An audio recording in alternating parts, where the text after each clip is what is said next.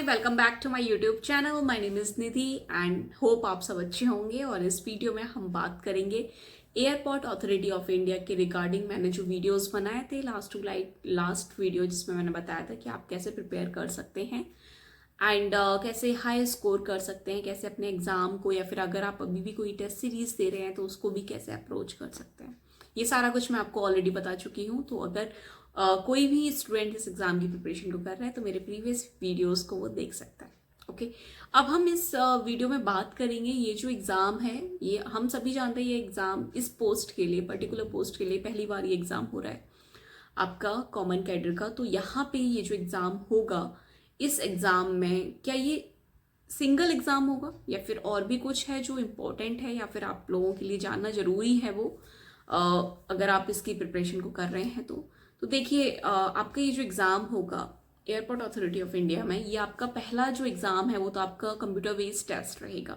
ये एक single exam होगा जहाँ पे आपकी कट ऑफ बनेगी। आप अगर उसे क्लियर करते हैं देन आपका फर्दर जो प्रोसेस होगा उसके लिए आप एलिजिबल हो जाते हैं। एक बार ये क्लियर हो गया देन आपका डीवी होगा। डीवी ऑलमोस्ट जब भी एग्जाम होगा ना, ये इसका प्रोसेस थोड़ा फास्ट होता है, तो 15 to 20 डेज में आपका डीवी के लिए इन्फॉर्मेशन आ जाएगी। डॉक्यूमेंट वेरिफिकेशन होगा। डॉक्यूमेंट वेरिफिकेशन में अगेन आपने अगर कोई भी देखिए, एजुकेशन क्वालिफिकेशन के जो भी सर्टिफिकेट वगैरह हैं वो तो आपको लेके जाना है, मार्कशीट वगैरह। एंड इसके साथ साथ अगर आपने कोई रिजर्वेशन ले रखा है ना, अगर आपने फॉर्म में अप्लाई किया हुआ है किसी भी रिजर्वेशन के अंडर, तो आपको वो भी लेके जाना है। और अपना इनकम आप अगर लगाएंगे, क्योंकि वहाँ पे तो आपको ऑब्वियसली इनकम देना पड़ेगा अगर आप किसी भी SC ST या OBC के लिए भी अप्लाई कर रहे हो तो उसका भी सर्टिफिकेट आपके पास में होना चाहिए।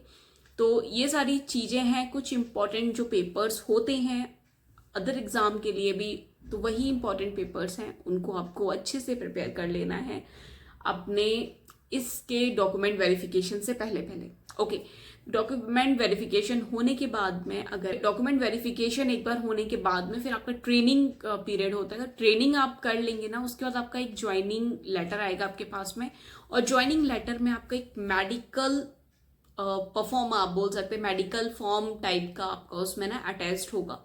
उसको आपको एक डिस्ट्रिक्ट हॉस्पिटल्स के जो डॉक्टर हैं उनसे वो पूरा, मतलब एक होता है ना कि थंब, आपको वहाँ पे मतलब स्टैम्प वगैरह ये सारा कुछ लगा के लेके जाना है। आप पहले टेस्ट वगैरह कराएंगे, आपको फिर उससे वेरीफाई कराना है एंड देन आप उसको सबमिट कर देंगे एयरपोर्ट अथॉरिटी ऑफ इंडिया में। यहाँ पे जो आपके टेस्ट होंगे ये आपके 7 to 8 टेस्ट रहते हैं आपके।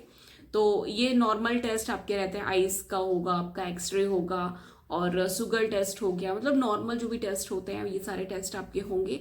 एंड आप, क्योंकि यहाँ पे ना एयरपोर्ट अथॉरिटी ऑफ इंडिया ये मेक श्योर करना चाहता है कि आप जब उसे ज्वाइन कर रहे हैं ना उस टाइम पे आपको कोई दिक्कत तो नहीं है, एज सच कोई इशू तो नहीं है। अगर आपको इशू है तो ऐसा तो नहीं कि आपको बाहर निकाल दिया जाएगा, उसका भी कुछ ना कुछ वहाँ पे सॉल्यूशन होगा। बट आपको अगर कोई भी इशू नहीं है तो आप जब इसे एक बार ज्वाइन कर लेंगे इस जॉब को, उसके बाद में अगर फ्यूचर में, इन फ्यूचर भगवान न करे ऐसा हो, बट इन फ्यूचर अगर आपको कोई भी दिक्कत होती है तो एयरपोर्ट अथॉरिटी ऑफ इंडिया पूरा आपका खर्चा उठाएगी। ओके, आपका जो भी ट्रीटमेंट होगा उसका पूरा खर्चा आपकी ये जो ऑर्गेनाइजेशन है ये उठाएगी। तो इसलिए एक वेरिफिकेशन के लिए आपका एक मेडिकल टेस्ट होता है। और इसमें भी स्टूडेंट की ये भी डाउट थे कि स्पेक्ट्स लगा हुआ है तो क्या एलिजिबल हैं, तो यस, स्पेक्ट्स लगा हुआ है तो भी आप एलिजिबल हो। बट हाँ, एक्सट्रीम कंडीशन नहीं होनी चाहिए कि आपको बिल्कुल नहीं दिख रहा है स्पेक्ट्स के बिना, या फिर स्पेक्ट्स इतना ज़्यादा लगा हुआ है, आपके नंबर इतना ज़्यादा है कि आपको बहुत दिक्कत आ रही है वर्क करने में या फिर कंप्यूटर पे भी काम करने में। तो इस तरीके का कंडीशन नहीं होनी चाहिए, बट नॉर्मल है तो चलेगा, हो जाएगा। ओके, ये आपको ध्यान में रखनी है जब आप इस एग्ज़ाम के लिए प्रिपेयर भी कर रहे हैं। फिर आप आगे का भी जो प्रोसेस होगा वो मैंने आपको बता दिया है।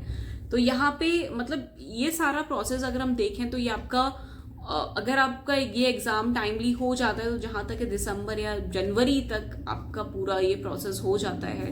और ट्रेनिंग में जो भी टाइम लगेगा, ट्रेनिंग के बाद में आपका ज्वाइनिंग आ जाएगी।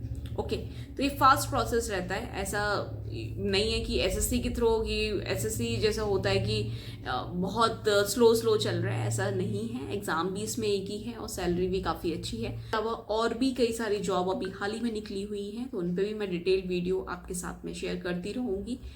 और अगर ये वीडियो आपके पसंद आता है तो इसे लाइक, सब्सक्राइब एंड शेयर करना ना भूलिए। और कोई अदर अगर कोई डाउट है इस जॉब के रिगार्डिंग या कोई भी दिक्कत आ रही है आपको, तो आप मेरे को कमेंट बॉक्स में कमेंट करके पूछ सकते हैं।